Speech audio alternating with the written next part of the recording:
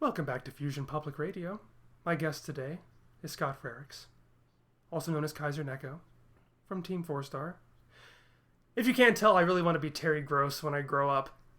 Shout out to all three of you in my audience who get that reference. But hi, yes, I am here today with, I'll let you introduce yourself this time. How about that? Sure. Hi there. I'm Scott KaiserNeko Frerichs from Team 4-Star. I'm one of the co-founders of Team 4-Star. I was the director and basically head guy for Dragon Ball Z Abridged.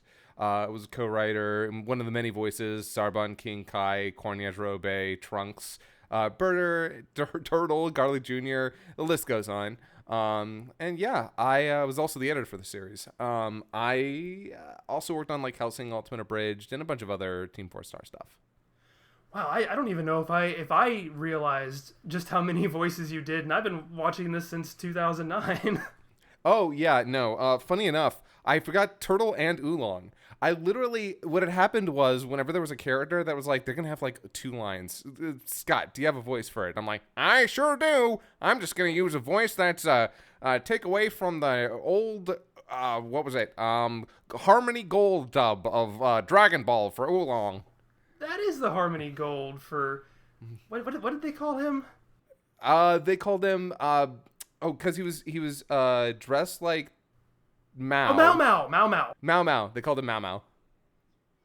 Yeah, and then there was Zero and Bongo and Lena. Oh my god. Did they? I don't know if they kept anyone's name in that dub. But hi, yeah, I'm Scott. It's wonderful to have you here. Now, the reason I brought you here today, aside from just the fact that it's fun to talk to you and fun to reminisce about Harmony Gold and Team 4-Star and life, the universe, and the number 42, is because you and I are of a kind. You and I both are Dragon Ball fans. But we are also Dragon Ball fans that at least have a foot, a toe, an appendage of some sort outside of the Funimation dub type pool. We tend to use character names that some people might not recognize around these here parts. And it's something that I really wanted to form a support group about. And so here you are. Hi, I'm Lance, and I'm a weeb. Hi, I'm Scott KaiserNeko Frerichs, and I say Goku. But yeah, I just wanted to shoot the breeze about how we came to be the way we are and how that's affected our lives, our friendships, our, dare I say it, careers.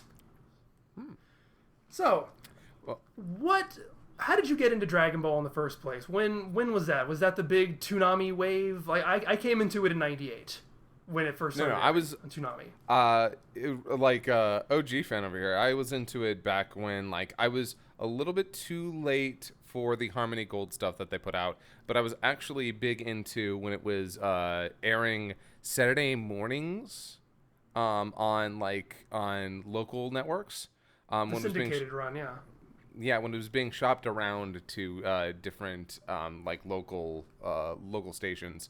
I believe mine was on UPN at the time, and I can't remember what Sailor Moon was on. But I was always big about like Dragon Ball and Sailor Moon in the mornings, and I was introduced via the classic Another Dimension Ocean Funimation dub. So to clarify that it was then the 96 Dragon Ball Z stuff, it wasn't the 95 Dragon Ball dub that you first got into. So I remember seeing that when I was a kid, but I remember so little of it that I'm not even sure if that's what I saw first. It's actually very possible it's what I saw first, because I don't think that they aired Dragon Ball again where I lived after they started Z. So it's very possible that I started with OG Dragon Ball first, but I barely even like remember watching it on TV, even though I know I did at least once. I remember very specifically Goku versus the Wolves. Oh, the Wolves, yes, the Wolves. Yeah. I was very much the Toonami person, like pretty much right as it came on. I think I was already watching Toonami, not religiously, but I'd catch a Robotech or a Thundercats or a Real Adventures of Johnny Quest, and all of a sudden I saw this show I didn't recognize, and I could tell it was Japanese and had this serialized story, and I really liked it. And I did have one friend that I knew at the time who had seen Dragon Ball dubbed when it was being syndicated, and so he was able to. Of course, he thought those 13 episodes were the entire series. So he thought that Piccolo was a grown-up Pilaf, for example. Oh my god, that's so good. That's great. I love that. And so we have those brief flashbacks to stuff that happened, like in the Red Ribbon arc or the Piccolo arc. He's like, oh no, that never actually happened. That's stuff they made up for this. So it was all a nice sort of patchwork telephone game. So clearly we both started out with the dub, but I guess something changed along the way. I know for me it was the advent of the internet. I had started out, I found like Funimation credited their website at the end of the episodes.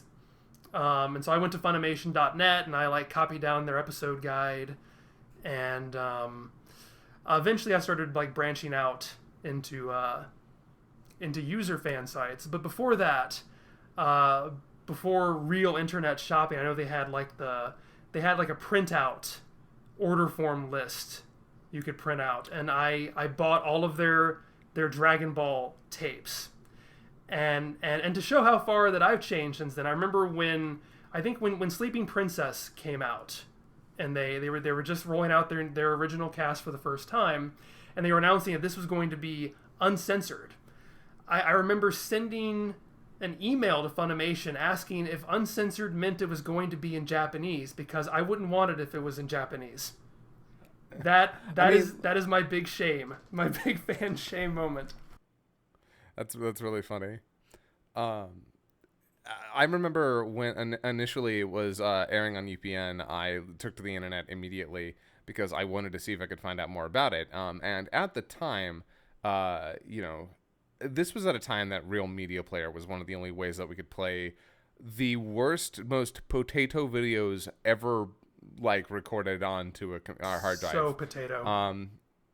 And I remember very specifically some websites that had stuff that ran the gamut between like OG Dragon Ball and GT, and I just started looking up stuff, and it was all in Japanese, or sometimes it didn't even have any audio at all, and it was just clips and these visuals that I was seeing that got me like super interested in trying to figure out, okay, this is an anime, and it is way bloodier in the original version. I remember I found I think it was Dragon Ball Uncensored, back when that was one of the biggest Dragon Ball websites online, because it was one of the only places that was keeping track of all the edits that the Funimation was doing. And I was absolutely thrilled to try and find more. And I think the first time I heard it in Japanese was probably via those old clips. And this was before Toonami. Again, this was in that sweet spot between UPN 6 o'clock in the friggin' morning and 4 p.m. Toonami. This was just right in between that, where I was finding a world that I would fall into much deeper as time went on.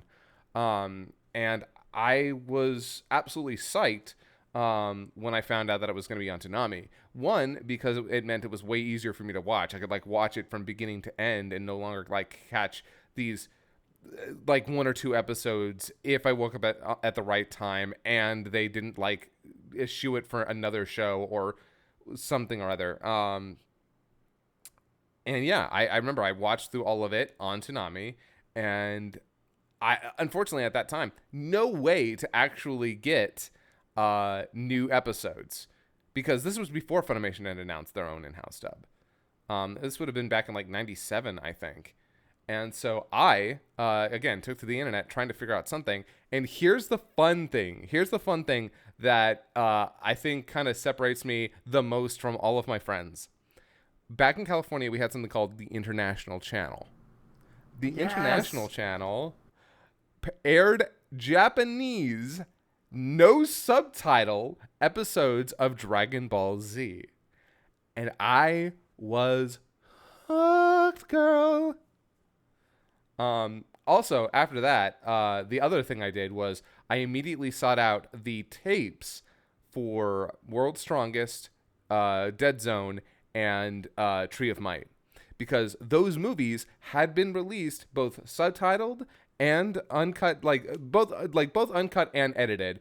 And one with the, funny enough, only Tree of Might I think had like that really weird TV only edited dub, and then it had like, I don't know if that was the one that was the edited version that they released on VHS. But Dead Zone and World's Strongest, they just had the uncut. I think they only had uncut, but they had subtitled and dubbed.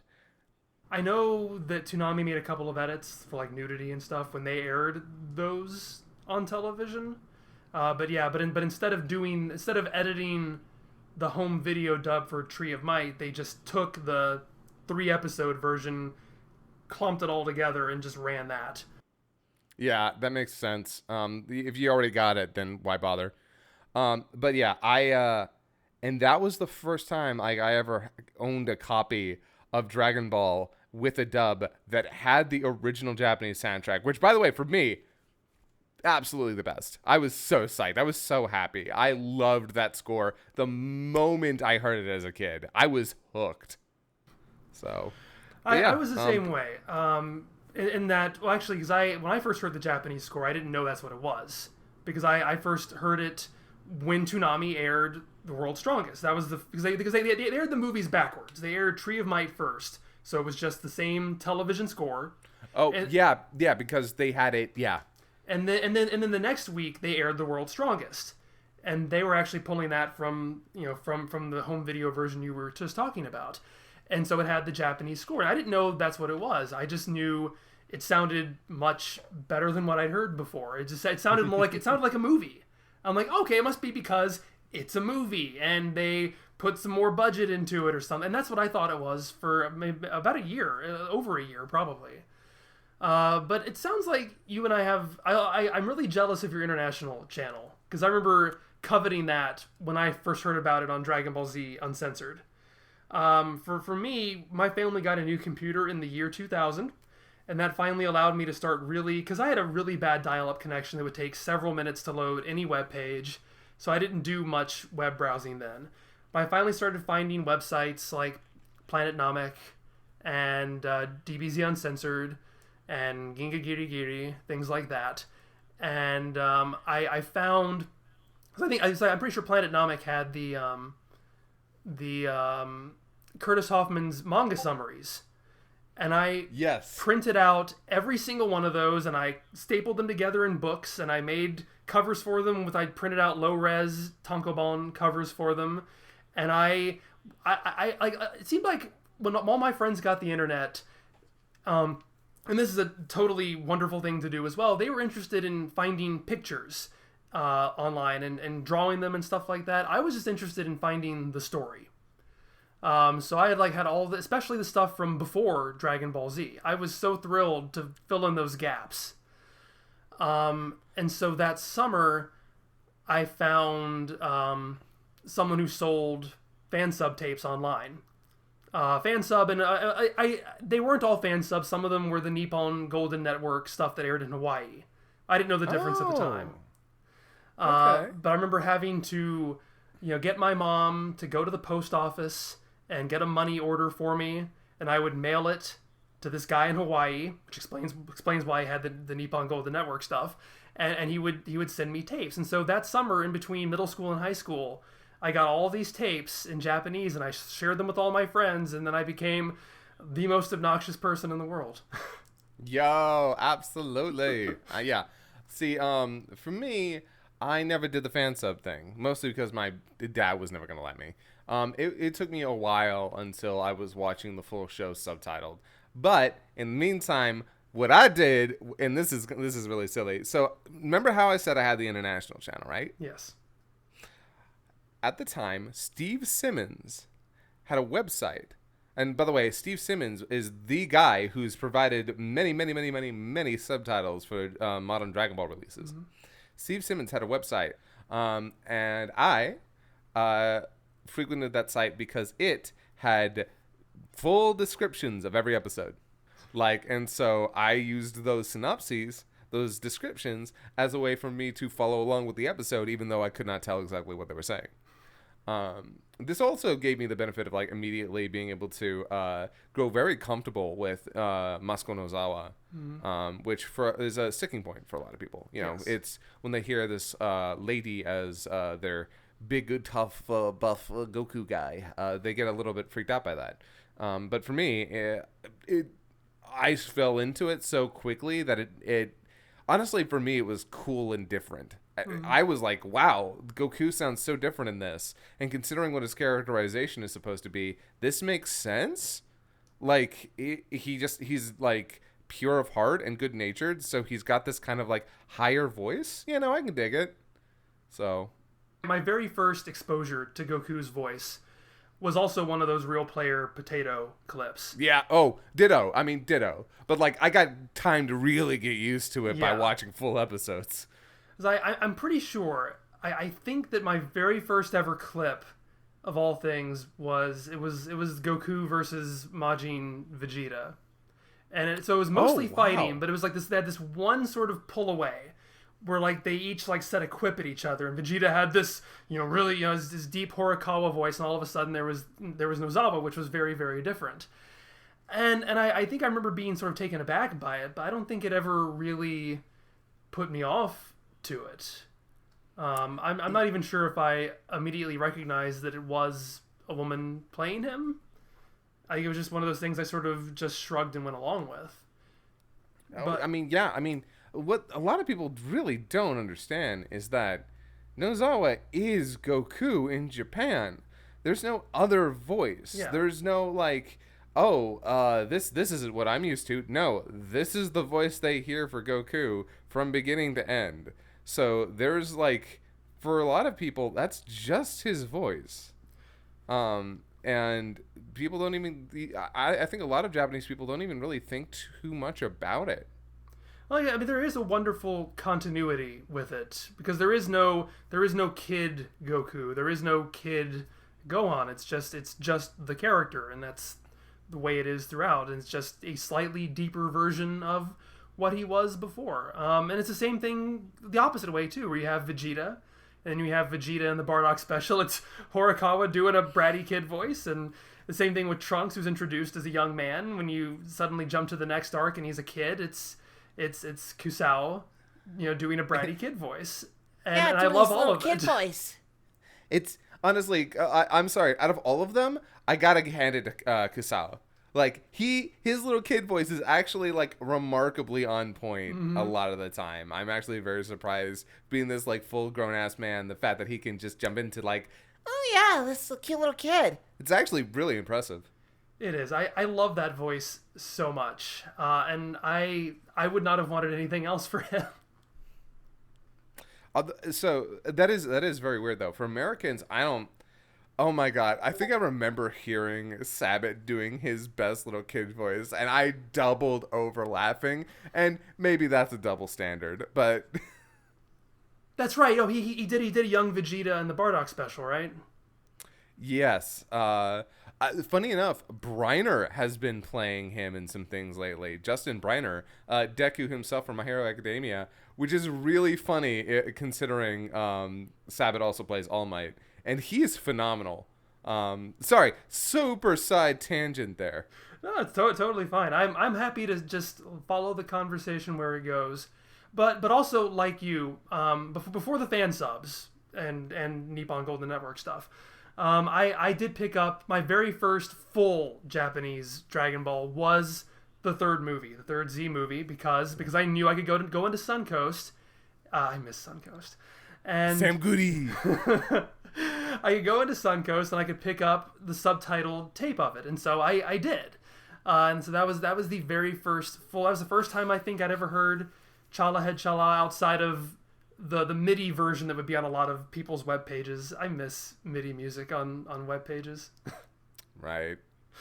So it was from potato clips to officially released minor tapes to and then once once DVDs became a thing, and I'd heard about Steve Simmons doing the subs for them, I was like, we gotta get. I want a DVD player for Christmas, and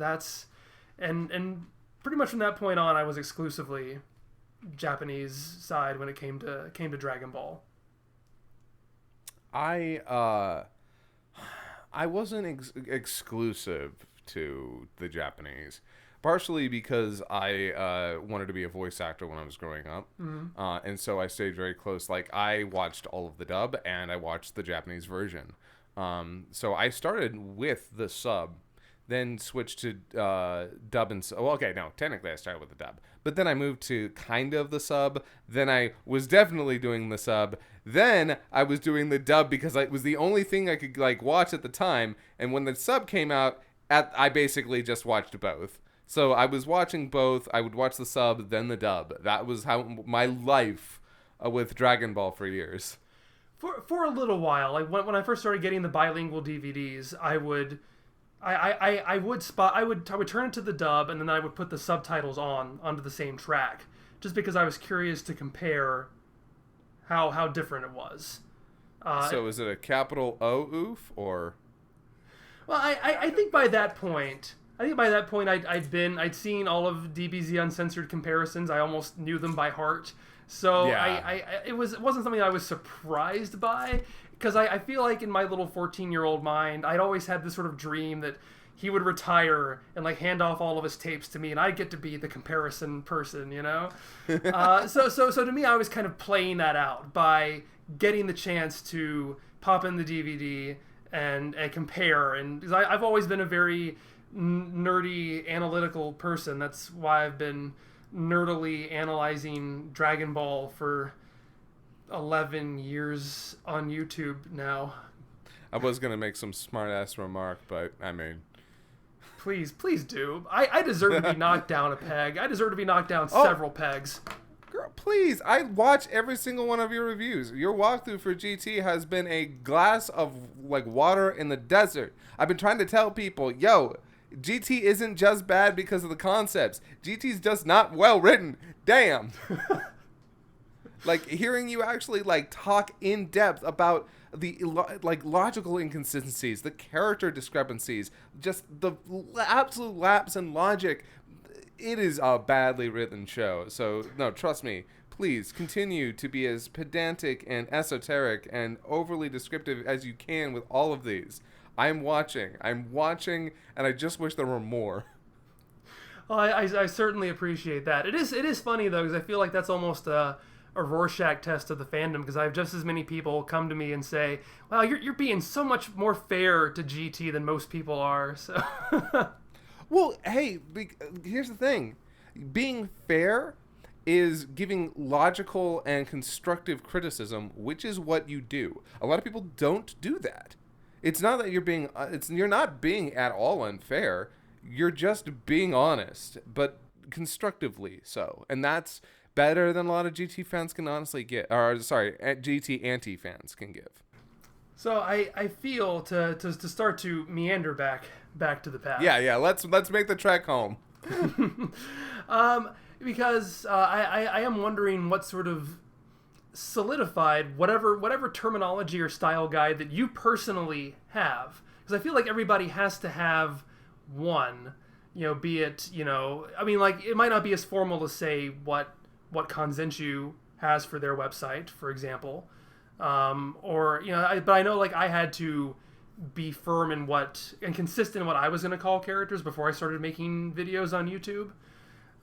So I'm curious, like, what got you to be the person who is Frieza with 2 E's, for example? Like, where did that come from? What are your inspirations for that? Did you all just come up for yourself? Well, okay, so you mentioned Kanzenshu, and I've been there, and you've probably been there since Vegito EX, right? Yes. Like, back when that's what it was called. I think it might have already been Daizenshu EX. Sorry. Daizenshu EX, which was run by Vegito EX. Sorry. Yes. I wasn't quite there when it was Vegito EX's House of Links or whatever. I was there after... Oh my god, I was, actually, now that I think about it. Yeah, it was Vegito EX's House of Links, which I was there then it became Daizenshu, then it became Kanzenshu. And yeah, I've been there since the very beginning. And let me tell you, when you're trying to find something that is like, hey, here is an authentic, because that's what I was looking for. I was looking for something that would give me an authentic read of the original text, the original story, and so I would say that Daizenshuu was it at the time, and genuinely still is. I don't think you're going to find a website that is more dedicated, hardcore to representing what Dragon Ball is in its original form, in the Japanese, with the intent of Toriyama, and that's why I've always been a big fan of them.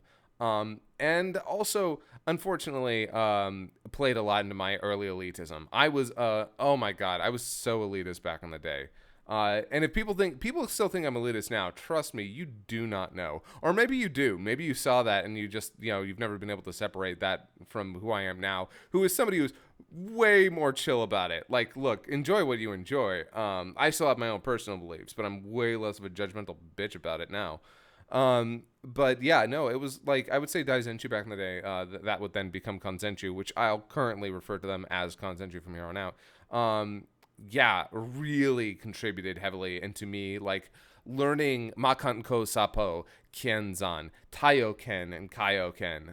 The Frieza with two E's, I don't even know how that caught on for me. I feel like that was something that I definitely saw for the longest time, and the idea of putting an I in it always seemed weird. I was like, why are you complicating the name like that? It's just Frieza. It's named after Freezer. Why is there an I? Although I will say this, Kuririn didn't come to me for a while. Kuririn wasn't something I really even thought much about, because as good as I am at pronunciating, as good as I am with Japanese words, Kuririn is not easy to say if you're going from, hi there, I'm speaking normal English, and this is my favorite character from Dragon Ball, Kuririn. It's not easy. And honestly, it just sort of sounds weird. It hits the ear wrong when you do that kind of stuff. So I actually stuck with Krillin. I never say Kuririn because, I grew up with Krillin, and at this point, I could say Kuririn, but am I doing it for me, or am I doing it just to say with some kind of logical consistency I build in my head? Because, I could also say Bluma, because I think Bluma is just genuinely the better name than Bulma, even if it's on her damn shirt. Kanzenshuu, Daizenshuu EX, I was there since 2000. I used to send in my questions to Ask Vegito EX, and then to the podcast when that became a thing. And and I remember I joined I didn't join the forums till like 2009 because I didn't really interact that much with other people. And I remember the first time he invited me on to the podcast, and I was just thrilled. That was just like the biggest thing to me. But the thing is I was a poor, broke 23-year-old who shared a studio apartment, didn't have my own internet connection, but I was too excited to turn down the possibility of it. So I tried to leech off of somebody's Wi-Fi to get a consistent connection to record with him, and it failed horribly, and he had to gracefully bow out. Or I think the first time I didn't show up because I couldn't get a connection. I was mortified. So I had stuff like that. I had and I followed a lot of the naming style that both primarily the official subtitles did, but then also Kanzenshuu. And I definitely had my elitist streak for a while. And when I decided to go to YouTube and start making regular Dragon Ball videos, as in regularly make them, not that they were normal in any way, shape, or form, started to make videos on YouTube, I was like, you know what, I know to an extent who the audience is primarily going to be. I'm not going to... I know I'm not reviewing the dub, and I want to do something that is focused on the manga. Well, first of all, I think part of the reason I chose the manga was because I was hoping I could sidestep a lot of that. Where it's like, hey, look, I'm not even reviewing this show. I'm reviewing the manga. This is different. But I also, that wasn't the last vestiges of whatever elitism I feel that I had to sort of put aside. It was fun being an angry teenager, and feeling as though you were fighting for some kind of righteous cause over a children's cartoon. But it was very much. It was exactly that. It really felt like you were just like fighting for a culture, fighting for the purity of film and cinema and art. I mean, I would love to talk about that a little bit later, but yeah, I know exactly what you mean when you say that. But I didn't want to make an uncomfortable space for anybody. So I made a deal with myself, which was I'm just not going to bring it up as best as I can. I mean, I've done it. I do it on occasion when I feel like there's a broader point I need to make. But it's like I sort of went with the axiom: if you don't have anything nice to say, don't say anything at all. So it's like I'm not going to go out of my way to pick fights. I'm not going to make these frequent sort of baity grudge quips at its derogatory quips about it. I'm going to be in my world, and if you want to join me in my world, you can. I'm not going to be a dick about it. I'm going to try not to be a dick about it as best I can. And so that's when I sort of put that away. I hope in my early to mid 20s. Yeah, hey, like I said, a lot of us big Dragon Ball fans, I think, especially the ones who grew up with the Japanese version, I think that kind of happened to a lot of us. I think that happened. Like it's honestly surprising when I find, like, I think Mark might be one of the few people who is like super familiar with like that whole scene, who is just, he instantly was like, oh no, I'm going to be really nice about it and really, really understanding and welcoming to other people. And I'm like, damn, man, gotta show us up. Gotta show us all up immediately. Why don't you? But yeah, when it comes to the pronunciations now, like the things that I like, how I definitely feel about it, for me, it's all about, like, I just want a certain logical consistency all the way through. What I find myself stumbling over right now, because I've reached that point where I have to say it a lot, as of the video I'm working on right now, is Tsufurian. And really nailing that t instead of just a straight su, especially because I feel like every time I bring it up, it's led in by the word the.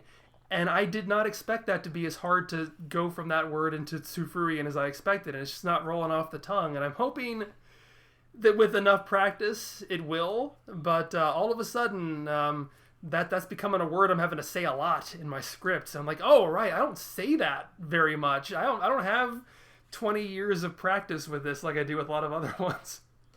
Yeah, I think I really love the fact that Tsufurujin, nobody knows. Like, honestly, I did not know what Tsufurujin was for so long, because I was used to saying Tuffle. I knew about Tsufurujin, but I'd never said it because the Tsufurujin were filler, so I rarely talked about them. Like, I was like, oh yeah, the Tuffles, the blah blah blah, whatever. And for those out there who don't know what the Tsufuru are, it's Furutsu. It's Furutsu, but Tsufuru, because that's just Toriyama. Just take a word and turn it around. Just like Yasai becomes Saya. Saya. And it honestly, that makes sense. Like, if you're going to make an opposite race to the Saya, then you would want, well, fruit. Which it's in the dub they just went with Tuffle, which, like, truffle? I mean, no, but all right. I'm actually, like, I don't even know. There's a part of me that wonders if, like, they even knew what the pun was. I bet they didn't. I bet they had no clue. I'm betting they didn't either. And I wonder if they knew now. Maybe they'd just go with Tsufurian. Yeah, I have a hard time seeing how they. Yeah, I don't know what they would do with that exactly. Just because I feel like that'd be one of those things that no matter how you do it, it's going to be a tongue twister to an English speaking audience.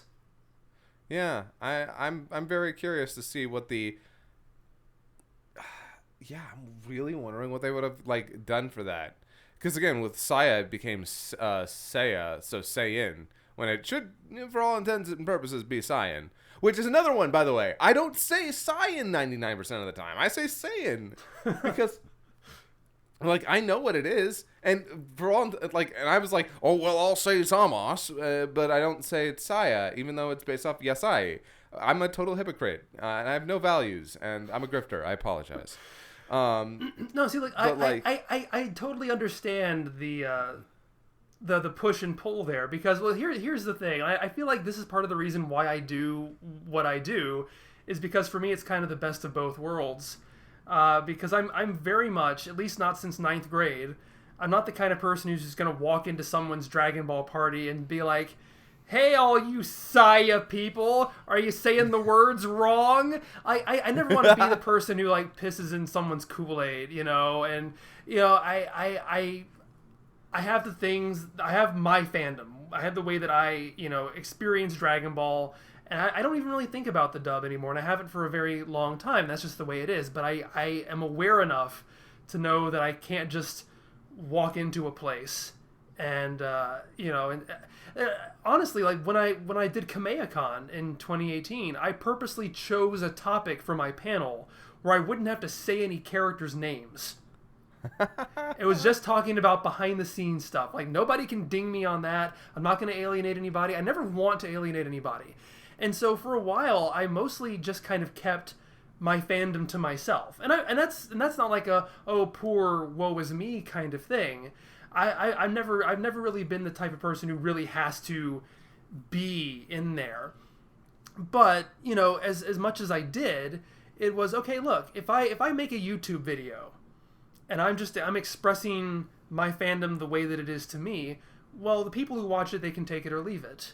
It's like, I'm not forcing anybody to listen to me. I'm not jumping into their conversations. I'm not knocking down their clubhouse door. I'm making my own clubhouse, and if you want to come in, then you're welcome to.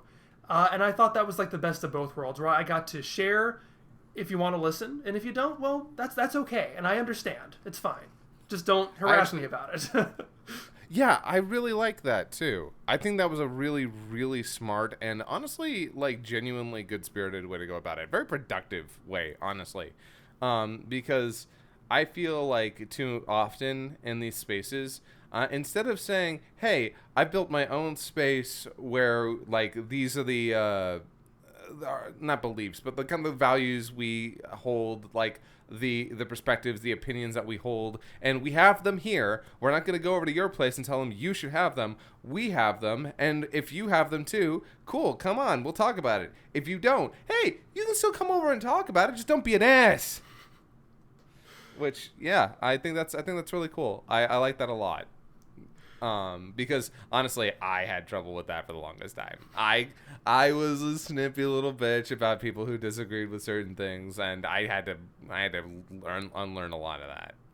See, I've only gotten annoyed in recent years when it's sort of, because for a while it was easy to sort of, like, ne'er the twain shall meet. It's like Viz did its thing, Funimation subtitles did their thing, which I was on board with, and the dub did their thing. It was only when the official super subtitles started coming out, and then it was everything has to be dub names. And again, it's like that's totally fine if that's how you experience Dragon Ball. And logically I understand why they wouldn't want to confuse who was their primary audience. But it did start to feel a little bit like, now you're coming into my sandbox and I don't have a sandbox anymore because everything is being catered to this one aspect. Even though I get it, it was still kind of a, well, where's... I used to just be able to switch over to my little track, my subtitle track over here, and that was my space, and you didn't... it was a little bit unpleasant, and when that happened. I mean, it does kind of suck. Like, you know, you have Bra being called the Bulla in the sub. You have a lot of characters that you're so familiar with these certain terminologies, moves with certain terminologies suddenly not being called that anymore, and it's like, hey, what happened? Do we not get that anymore? Is that just not something that's available to us? And it's extra frustrating because for many years it just was. Like, in all the, you know, Dragon Ball Z and Dragon Ball and GT DVDs, all the subtitles were like, nope, this is what they're saying in Japanese. If it's, you know, Kaio-sama, it's like Lord of the Worlds, or actually I have no idea what they call some of those things. It's been so long since I've watched those subbed. But yeah, there's a lot of terminology in there that is just different. No, I was really sad when I was really upset, even though I don't even use this term. But when Bardock comes back in the Super manga a couple years ago, I think it was about 2 years ago at this point, and like Twitter melted down because Viz has always called him Burdock, which is the same thing that the Funimation subtitles have always called him, Burdock. And everybody freaked out, and then they quietly walked it back and changed it to Bardock. And even as somebody who I don't personally use that one, it made me upset because it was like, look, we have this, like, this is one, it's valid, it's a valid approximation of that, and Burdock is what he's named after, and there's a bigger conversation about that. But it's like, look, like Viz has been using this name for 2 decades, and it's fine. Like, let's not beat down the door and freak out over this thing and make them and bully them into changing it, basically. Hey, look, I'm Mr. It's K-Flood, not K-Flood, so. But no, actually, my favorite one, the one that I laugh at, and I think I took a screen cap of it at the time. It's when they were recruiting for the Tournament of Power, and I think it was Goku maybe or somebody like drew like this sort of kitty drawing of Frieza, and it had Frieza written in English on the paper as Freeza, and at the same time someone spoke his name, and so on the subtitles underneath it said Frieza. Yeah. It's unfortunate. A lot of Japanese, a lot of the Japanese merch with his name in English though has the I on it now, and it's so frustrating. Because it's like, damn it, no, I don't like the I. Get that out of there. It's so unnecessary. Why is it there? Here's my fake fan Philistine thing is that I actually don't mind the I. I really don't. Yeah, I don't use it. I haven't used it in like over 20 years, but it doesn't bother me. Like in terms of like my hierarchy of this is things that the dub does that I don't approve of or I think could have been done better. It's like, hey, you know what? You still pronounce it the same way. I still get what the pun is. It's the same thing with like Broly with a Y instead of an I. I spell it with an I because it's broccoli, and you spell broccoli with an I. But you say it you spell it with a Y. Doesn't change how you say it. Doesn't change what the pun is. I get it. It's fine. It's good enough. Whatever. You make a very good point about Broly, though. That's a very good point. It should be with an I. It should not be with a Y. We're lying to ourselves. We're lying to the people. By the way, you were saying your hierarchy, and so I'd like to call this instead of the hierarchy of needs, it's the hierarchy of peeves. Yes, I love this. I gotta write that one down. Because like people spelling Frieza with an I, it's kind of mid-low, really. It's just something to bring up every once in a while. It's when people say Hercule that I'm like, no, that ain't his name. I don't care what you grew up with. Okay, I don't care how much you love Rhaegar. I love Rhaegar. Rhaegar's amazing. It ain't Hercule. It'll never be Hercule. His name is not Mark Hercule Satan. His name is not Hercule Satan. His name is Satan. Or Maku. And it's very funny because we don't even see eye to eye on Satan. Because I wondered if you were going to bring that up. No, I was terrified when I got to that point in Dragon Ball Dissection. I was terrified. It was because I'd been through the Bluma thing for years, and I'd been through Cyan, all that stuff. And again, it's one of those things where when my fandom is private, it's like no one hears me say this. Like that, I watch the show, and I hear them say Mista Satan. That's his name, and for me, I always prioritize pronunciation over anything else. I can see that. And to me, going from Satan to Satan is as big a thing as going from Saya to Seiya. It's just a totally different vowel. But I did struggle when I got to the Cell arc if I was really gonna go through with this. And I remember I reached out to friends of mine who were Jewish and spoke Hebrew and asked if that's how you said it in Hebrew.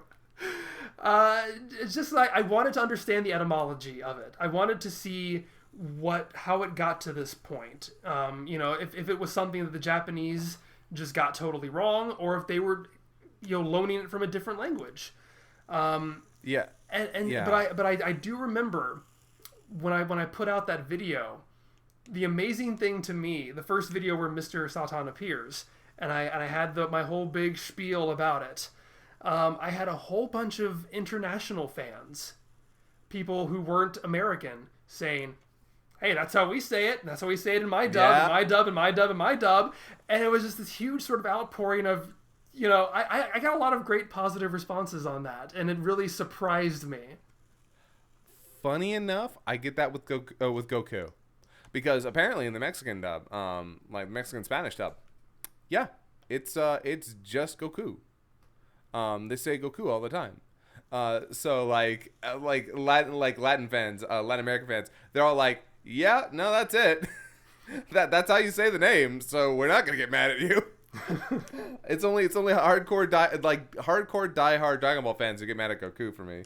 I will say, so I'm not gonna argue with you, but to like provide a sort of a counterpoint of why I say Satan over Satan, is because I don't say Trunks. I say Trunks. I don't say bra. I say bra. And for me, Satan falls very much in line with that, where it's just their pronunciation of Satan.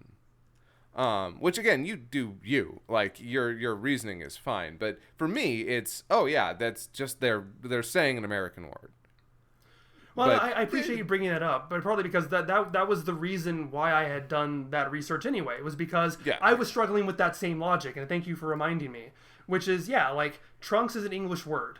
Torankusu is the Japanese approximation using the phonemes that they have to say that English word. But for me, my justification for that is that Satan is not natively an English word. I will say that, like, on the hierarchy of peeves, as we're now calling it, Satan is not on that pyramid anywhere at all. Like, Yeah. if a dub it could be the most accurate, faithful dub in the world. I would totally expect them to call that character Mr. Satan, and I would never say a word against it. I would never say, hey, look, well, really?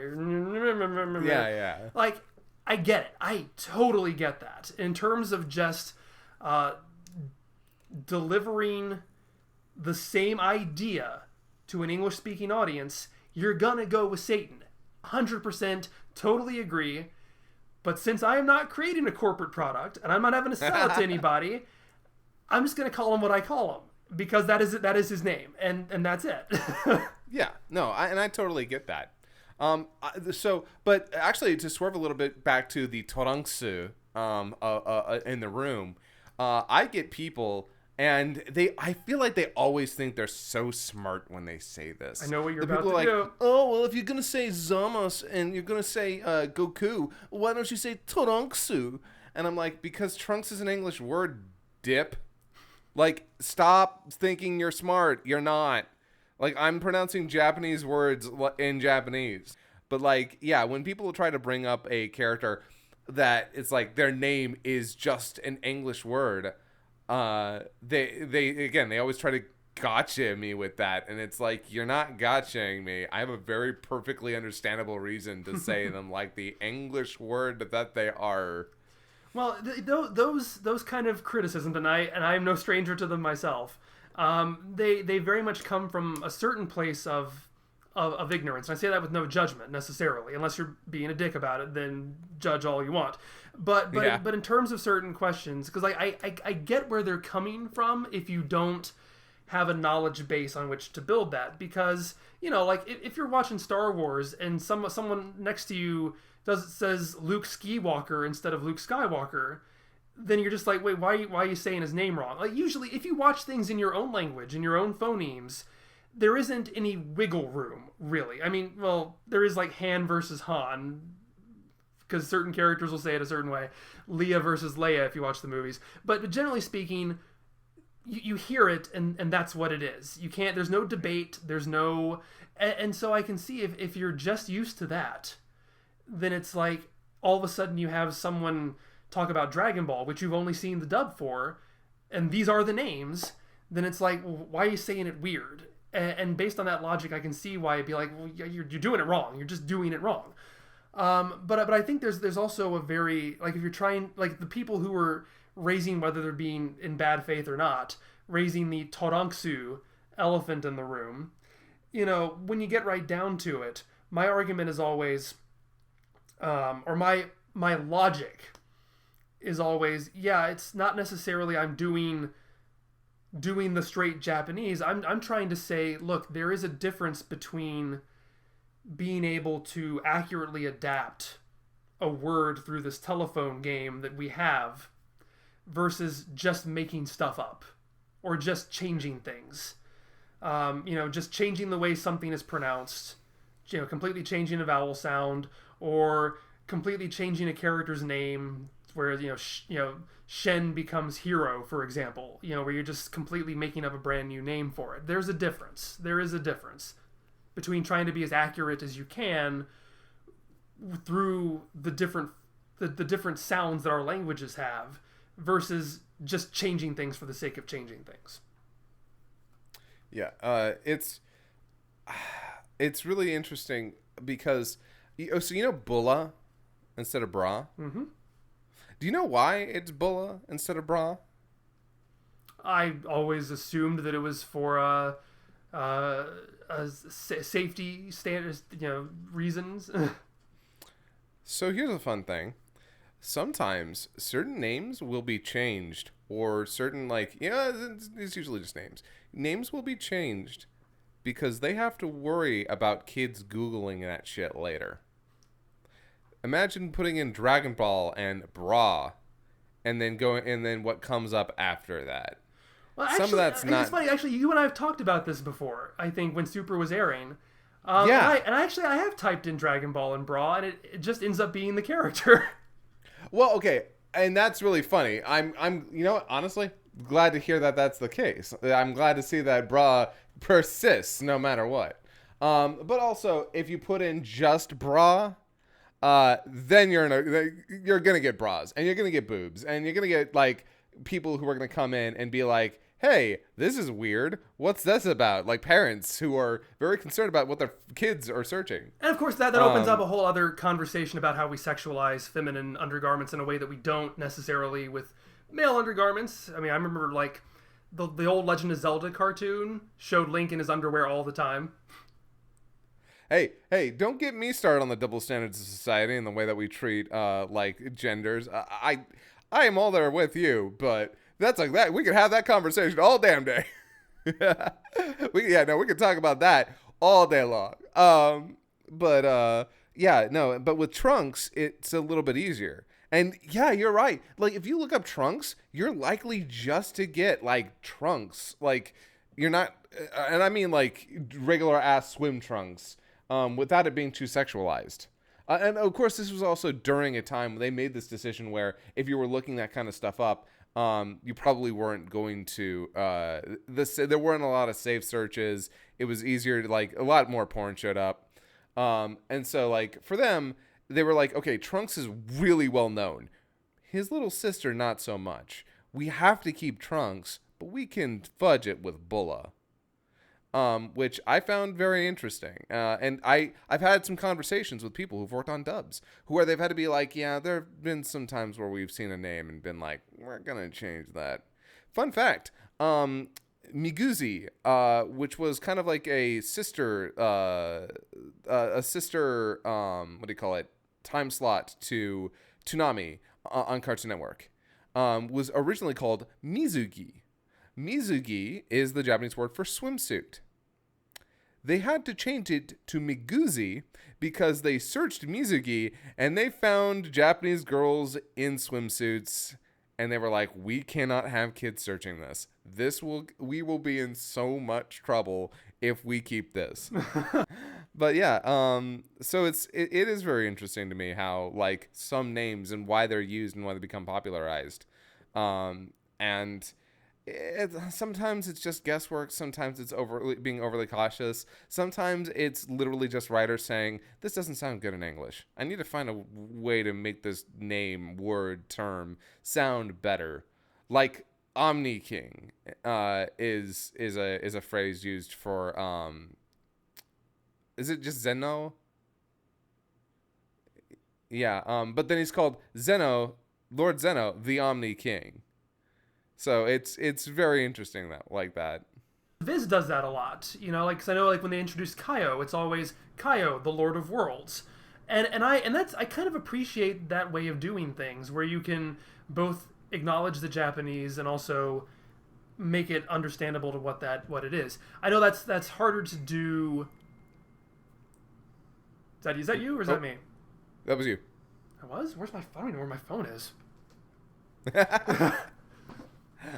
Oh, it's I have back a here. fun anecdote. I have a fun anecdote about that actually. Yes, that was me. Sorry about that. But yeah, and I know that's harder. That's easier to do in text than it is to say do in a dub, where you have to match syllables and all that kind of stuff, than to just throw in, oh, we're gonna make this character's name 3 times as long in this sentence than it would be in the original dialogue. You want to know a fun fact? I've worked on a dub for a film called Hells. It was a Madhouse film. And I had to deal with some weird stuff in terms of writing for that dub. But one thing I ran into was a character was talking about, like, you're on the Sanzu River, baby. And or she's like, you're on the river. Like, you'll have to cross the river. And she says, the Sanzu River?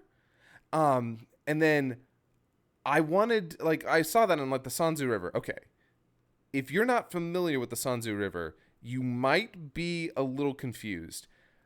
So in the dub, I actually wrote the Sanzu River, like the river Styx. I included both there because they're essentially, in the terms of, like, the purpose that they serve, very similar. The river Styx and the Sanzu River are very similar in their, like, what they mean folklorally. And so I actually kept that in there to help communicate to people what the Sanzu River basically represented. Which was a lot of fun. Like, I was like, I obviously ran this past my director and everything. Like, hey, I'm including something here. If this is not culturally appropriate to compare the Sanzu River and River Styx, and everyone was like, no, this is great because this communicates to an audience that might not be familiar with what the Sanzu River is. This tells them essentially what it is, and makes it easier for people who aren't familiar with Japanese mythology to understand. So, like, I always love when a piece of media that is being adapted will go out of its way to give you an accurate name, but also give you an understanding of what it means if it's not something immediately apparent to that person in their language. I love stuff like that, and I think that's... I have the utmost respect for anybody who has to localize anything, really, and I'm honestly not... Like, people think I'm this really big stickler, and they might think that you are as well, in terms of very specific things. And at least that's what I'm accused of a lot online, is, you're just, weird elitist. Because we're different. Because we're different, we have principles that we stick to. And that's really all there is. Well, it's like, 'cause in the past year, I've done 2 specifically pronunciation videos, where I've just gone through what dubs and what Viz has done, and what I've seen in fans, and what I use. And I part of the reason I did that was to sort of, well, one, to hopefully educate people, but also just to sort of squash that idea that I only see things one way, and it has to be my way, and I'm the right one, and everybody else is wrong. And I don't really think that. I'm honestly pretty flexible when it comes to a lot of this stuff. It's usually the people who are yelling at me who seem to want me to just do it one specific way, and it's not their way, and they get really angry about that. But yeah, it's like there are things that Funimation has done that I'm like, yeah, I call it Resurrection F because I think that's a pretty good title, and it's close enough to it's a good translation, I think. There's some things that Viz does that I use, and some things Viz does that I don't use. And there are things that maybe I don't use, but I'm also like, yeah, that's fine, that's good enough. I see where they're coming from. Yeah, like, that's how I feel when I see stuff like Zamasu and Gawasu. Like, I'm like, not what I would have gone with personally, but hey, at the end of the day, if people will understand their names, and honestly, for some people, it's actually easier to say. Like, ending on the as is actually a little weird for some folks. The asu is actually just, it rolls off the tongue for a lot of people better. And I think, I genuinely think that whoever decided on those names sat down, said them a couple times, and was like, this one just sounds better, and went with that. And honestly, I don't think there's anything necessarily wrong with that. I don't think that's, like, in terms of those names anyway. Well, I'm personally happy that I have not had to make a definitive decision on names from Super yet. I still sort of leave those nebulous. I've only watched most of that series once, so I'm just like, yeah, I'll figure it out if and when I get to it, you know. I get so many people who give me shit when I say Jiren. It's Jiren. It's Jiren. It's not Jiren. I mean, if you want to say Jiren, go say Jiren. I'm not stopping you, but I say Jiren. How do you spell it though? Jiren. Interesting. Huh? What is there? Hold on. Is there like a spelling for Jiren that I'm not familiar with? I've seen people, and I've been leaning toward it myself. I haven't confirmed myself to it. I haven't married myself to it yet. But the idea is supposedly that Jiren is an anagram for range. Rangy. Yeah, Renji. Yeah, Renji. Yeah. Yeah, and so I see people spell it as Geran to reflect that. Pronounced the same. Actually, that is a valid point, and I've never really thought about that. Unfortunately, so a lot of the super names I don't think about. So when I hear Jiren, that's actually so close to a Japanese word that I just didn't really think about it. You're right.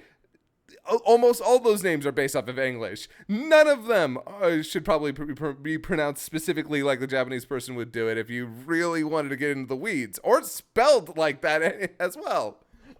I love that. I love that we are. But I find it fascinating that, a lot of those names, a lot of the names in Super, how they've been localized are just straight romanizations. Yeah. Well, depending on which company you're looking at. Because, you have, Zamasu, Gowasu, Jiren spelled with a J. That's just the straight taking the Japanese and converting it into English lettering.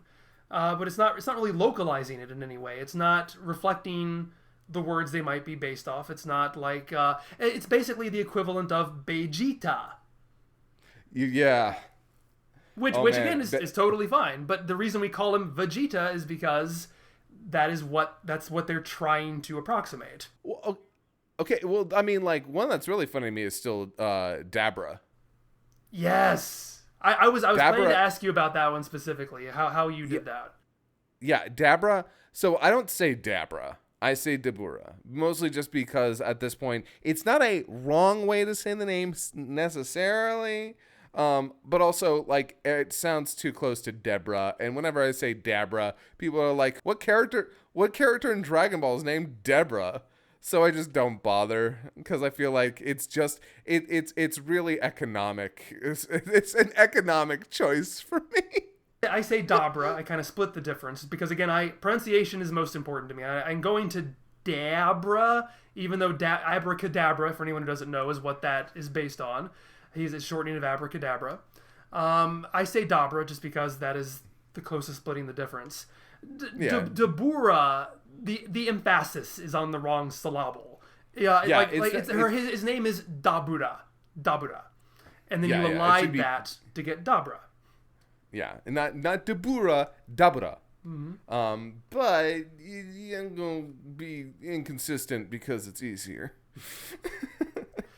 No, that's actually one of those where I put some thought into that one too, because for a few days I almost psyched myself out into calling him Darbra.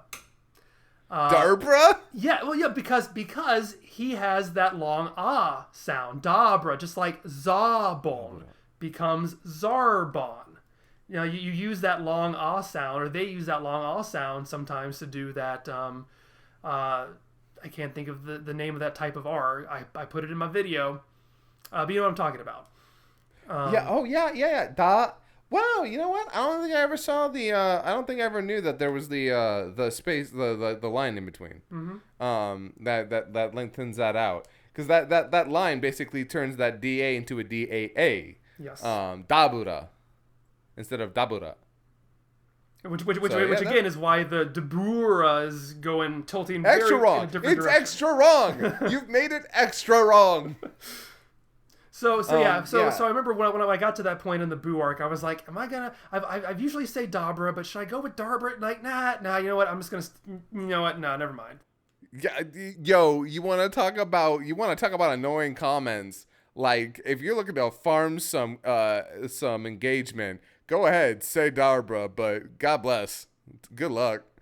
I would like to pivot now into let's say I think circa 2007, 2008. You're a young up and comer with a dream in your heart, and you and your best buddies get together and make this wonderful abridged series that changes the world and the fandom as we know it, and you're a part of that, and you're this bizarre elitist piece of crap, and you want to put your mark on this product. And how do you do that?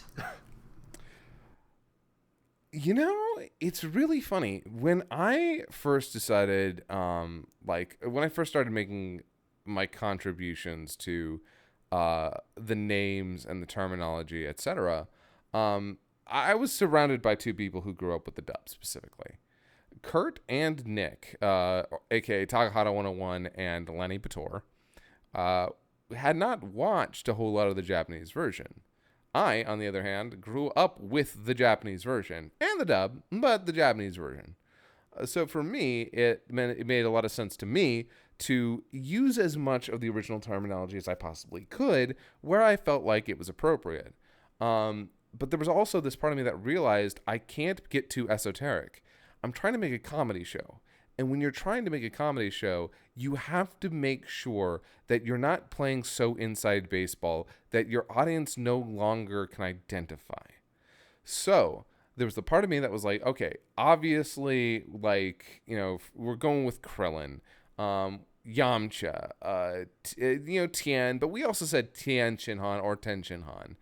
But then there's also the part of me that was wondering, okay, what about attack names? And so one of my favorite jokes that we made was Makan Ko Sapo was so hard for Piccolo to say, he came up with Special Beam Cannon. And now this would be a running joke throughout the series, not just with Makan Ko Sapo specifically, but with a lot of different attack names, or names in general. We actually make a joke later about the Room of Spirit and Time being rephrased as the hyperbolic, the hyperbolic time chamber being called the Room of Spirit and Time.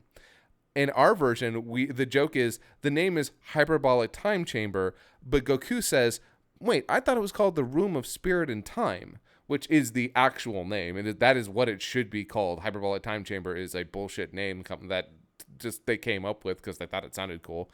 To which Mr. Popo responds with, it is, but you always kept pronouncing it wrong.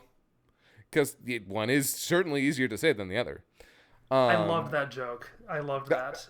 And you know what? You are the kind of person that I write those jokes for, very specifically. Well, here's the thing: is that I think that, and it's what's wonderful about you guys is that you understand that comedy can be disarming, and that the spoonful of sugar, what have you. That I think you introduced people to those concepts in a way that was disarming, that didn't feel like they were being challenged or threatened. You wrap it up in a joke, like Makanko Sapo, and nobody can say it. Or, how Goku said the Room of Spirit and Time because he couldn't say Hyperbolic Time Chamber. You do things like that, and it introduces people to those things in a way that they laugh at, and it charms them in a way that that can bring people in much better than if you're being, didactic about it. And, this is how you do the thing. Yeah.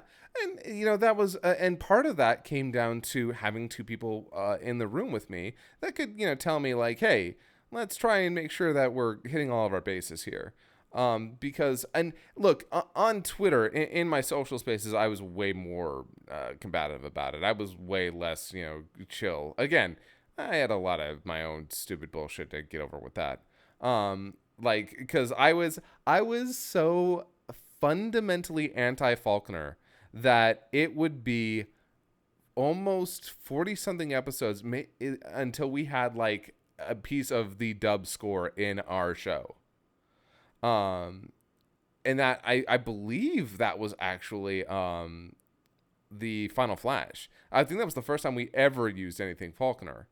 Oh wait, no, Perfect Cell. The Perfect Cell theme. We used a bit of the Perfect Cell because we thought, hey, you know what? That's actually kind of iconic, and a lot of people know that one, and it's kind of simple and it's not too over the top.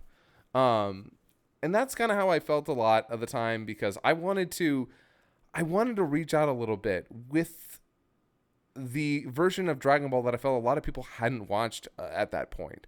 I wanted to touch on certain things, names, concepts, play with terminology, and I tried not to be too pretentious about it. I really did, although ultimately it's probably going to come off that way no matter what to some people. But I did want to try and introduce people to like the original if they were not going to give it a chance, in certain ways, in small ways. And that's why I used like the Japanese score as much as I did. Like, I use the score from everything, by the way. Throughout Dragon Ball, I use it from almost all of the games. There's even some score from Evolution, Brian Tyler's score, which Brian Tyler's actually a fantastic composer, so I have no problem, saying, hey, Evolution's got problems. Music's not necessarily one of them. Well, how much of that, collaboratively speaking, was sort of in your control? Were there ever any moments where, like, you just found yourselves on different sides of the line and you really had to sort of work to, because it sounds like you weren't too receptive to having, say, Falconer music in there, so clearly something had to. It never.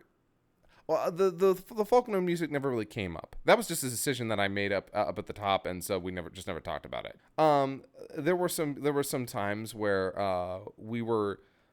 Like, there were some times where we thought, oh, hey, remember the score for this scene? That was good. And, like, it would come up every once in a while, but there was never any pushback to not using Falconer with Nick or Kurt. When it came to names, though, it could get a little bit tricky because, we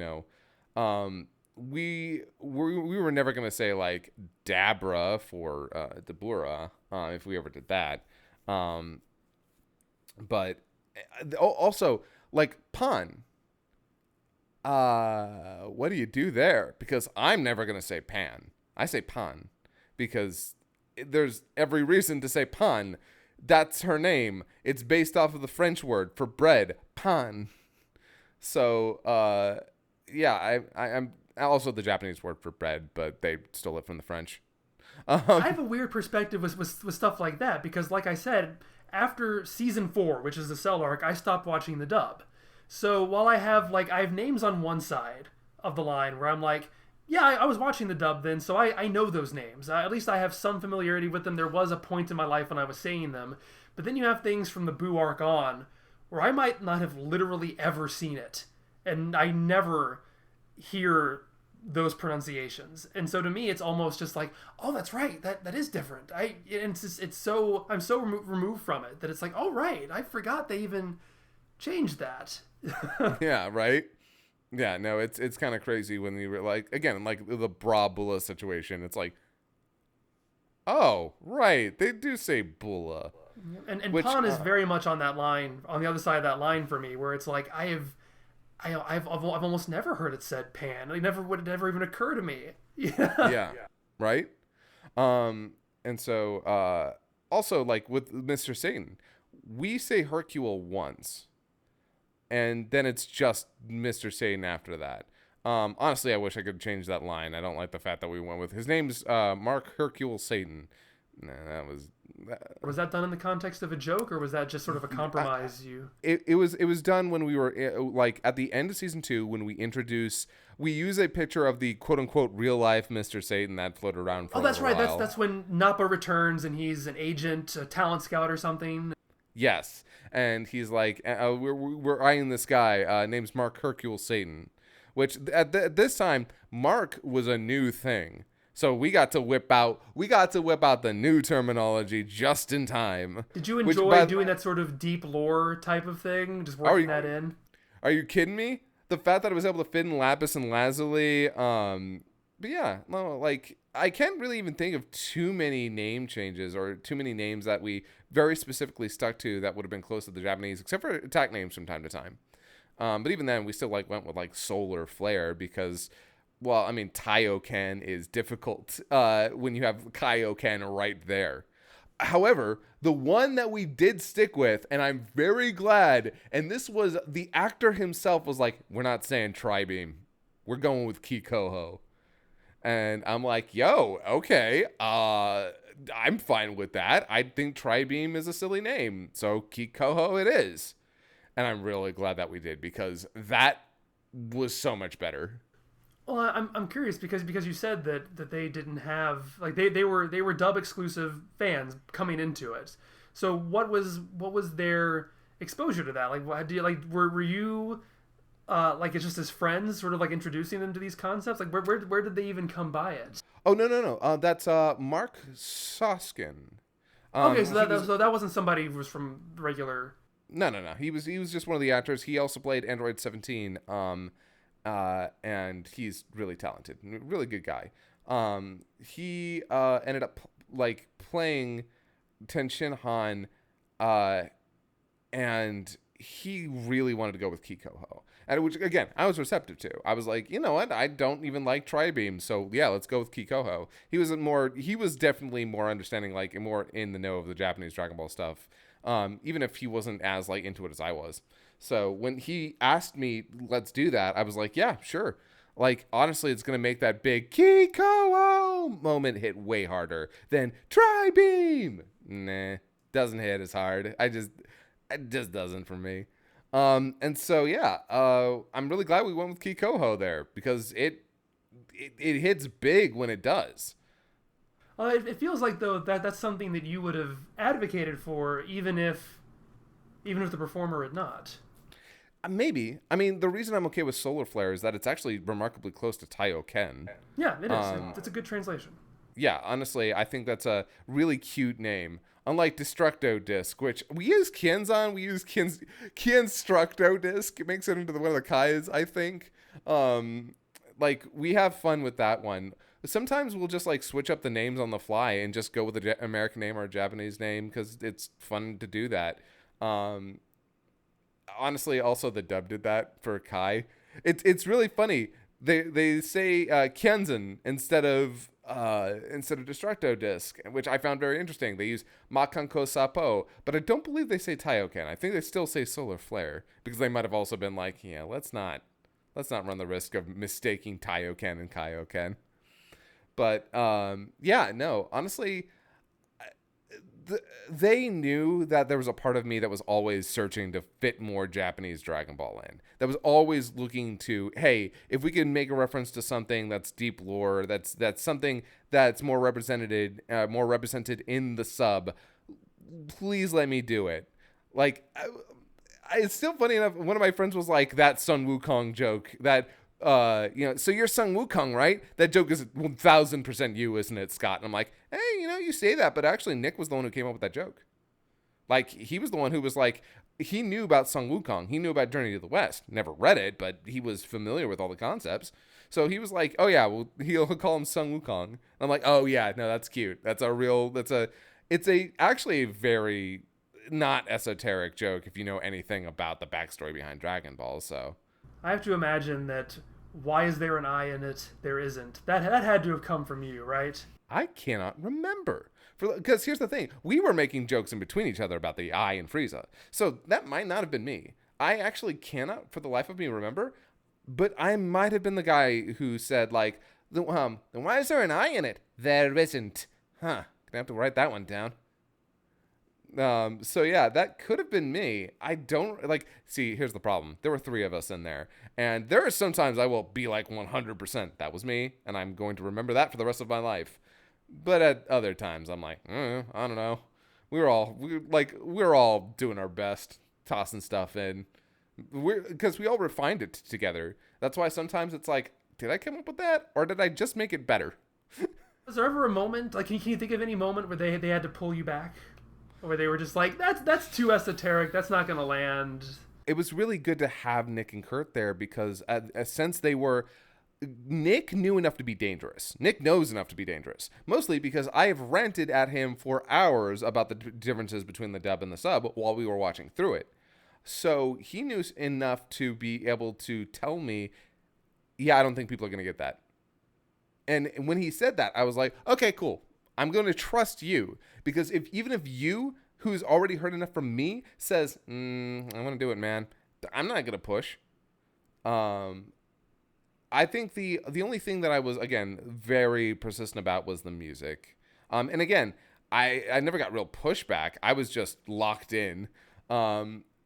I do think there might have been some stuff later on in the Cell Saga, maybe 1 or 2 points where they were like, hey, maybe use Gohan Angers. And I'm like, I don't dislike Gohan Angers, but if I use it, I want it to be at a really good point.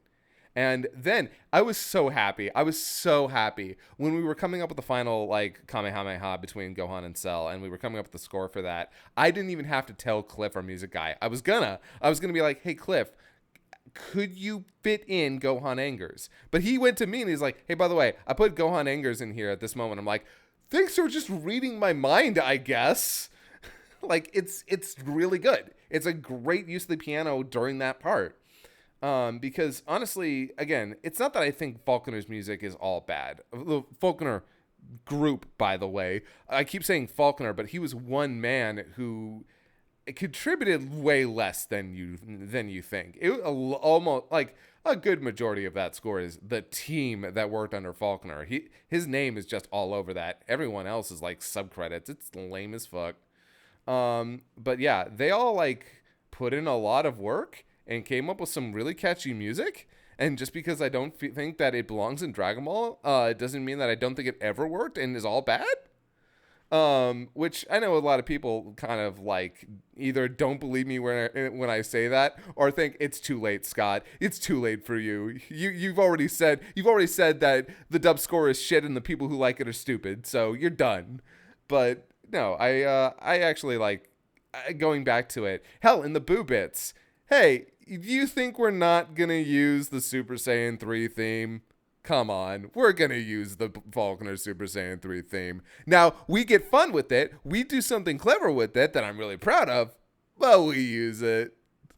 Yeah, I can't wait to see that. Hey. I'm going to admit my ignorance because I don't know if I know what that theme is. I know I've heard people talk about it forever, but I don't know if I've ever actually heard it. Oh my god, the fact that you are so locked out of all of that and like is so cool to me, if only just because you really are locked into like the Japanese version of the show and the manga so much that you're like, I don't know what theme this is. And that's, again, very funny to me. I think a big transition for your team when you went from season 1 to season 2 was like season 1 visually. That was edited is using the orange bricks. Oh yeah. And then starting with season 2, you had the dragon boxes. And I'm sure both for you as an editor and also for you as a as one of those darn old elitists, you must have been thrilled when that was the case. Was there any discussion about what video source you would use going into that, or was that just yeah, of course we're going to use this? So when we had when we were originally starting with it, we didn't know what we were going to use. I found the original, like I found those orange bricks online. I'm sorry, I did a piracy. Don't worry, I own the series 4 times over. I can't stop buying Dragon Ball, I promise.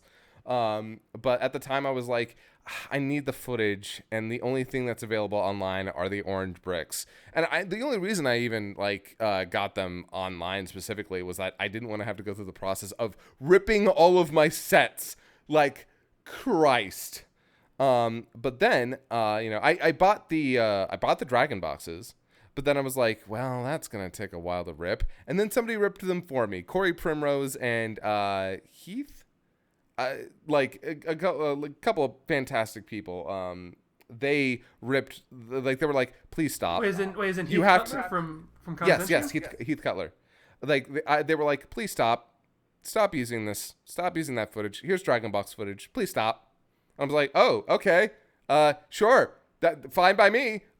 I now don't have a cropped, oversaturated version of the show. Thank you very much.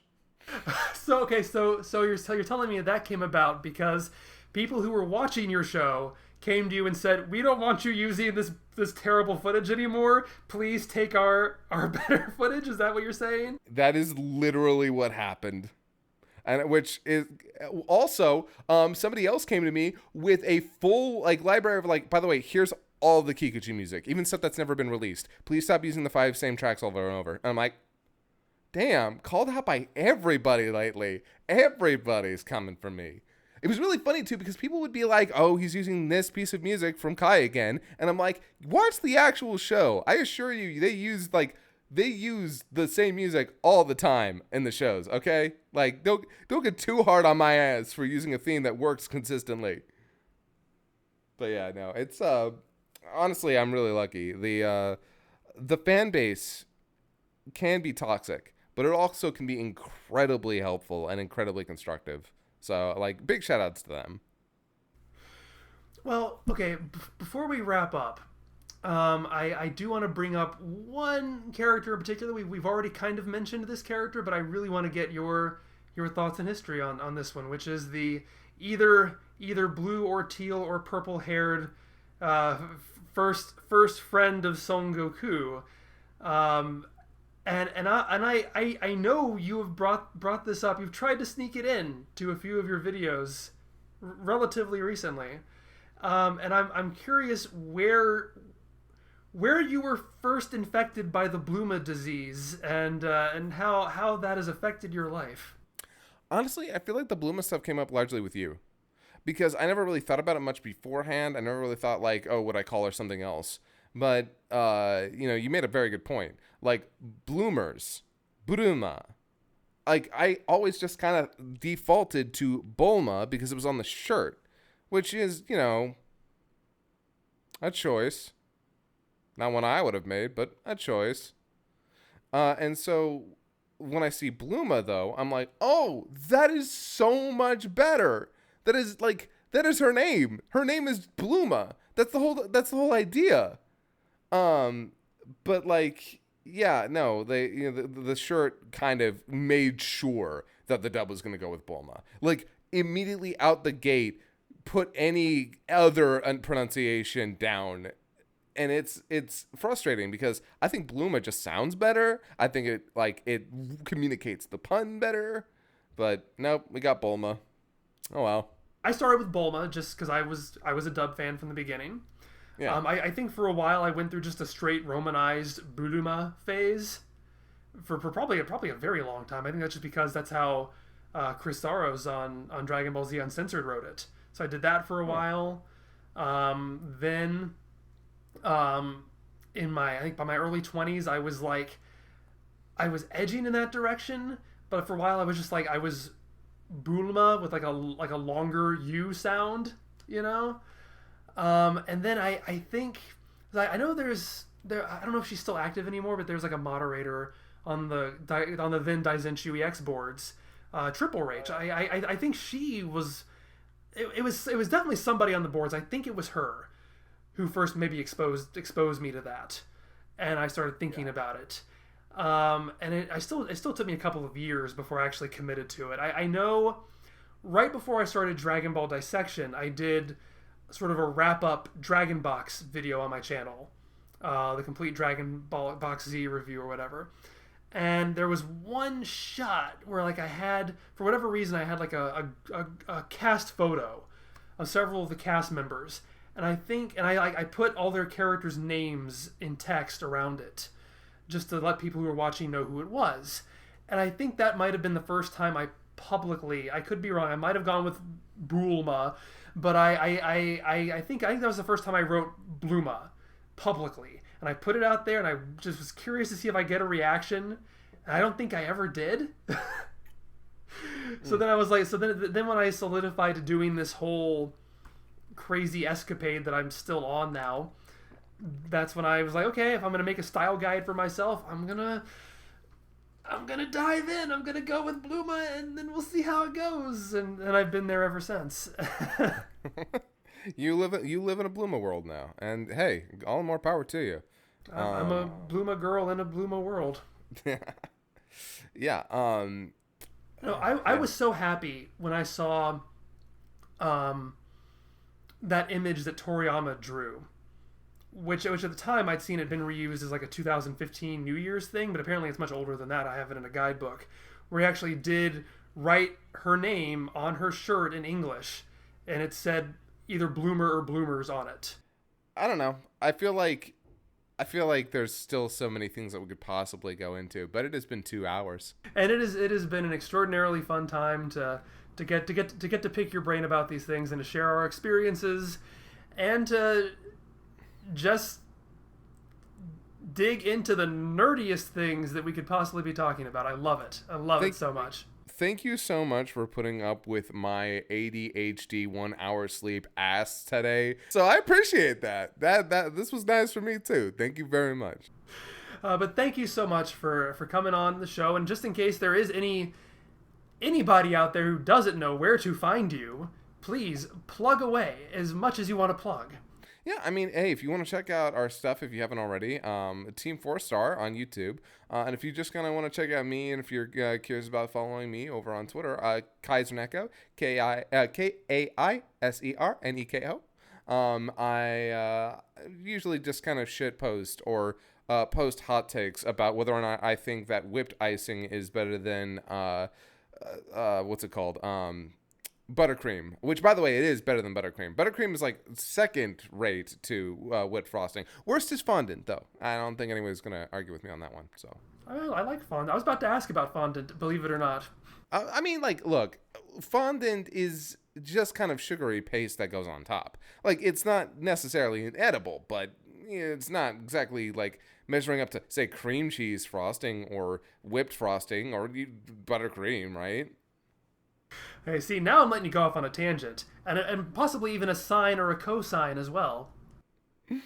Thank you so much for having me. This was a whole lot of fun, and I hope we can do something like this again. You hit me up, and I promise next time I will not put it off with a million different things going on in my life. I promise. No, it's totally fine. No, I'm so happy because it took us 5 years, but we finally got here. Woo! Happy to be here. Can we get much higher? All right, well, I will see you folks later. Bye-bye. Later. I'm hoping that all these recordings worked.